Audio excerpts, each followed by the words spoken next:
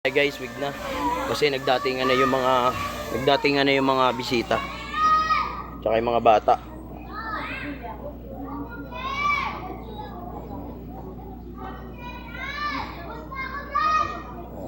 Ang init pa naman din, no? Sipin mo.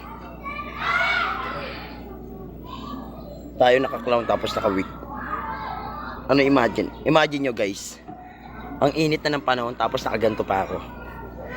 Anong pakiramdam? Init, no? Yung para bang iano nyo lang yung iinit. Kumbaga, imagine. Yung init nung naka-t-shirt kayo, di ba? Kahit na nakaubad kayo, ramdam nyo init. Eh, lalo na siguro kung nakaganito. Di ba? Imagine nyo lang, guys. Super init talaga, guys.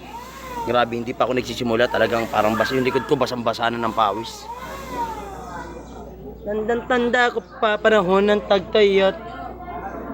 Yun guys, tara. Ang kausap ni Weng yung mami, celebrant.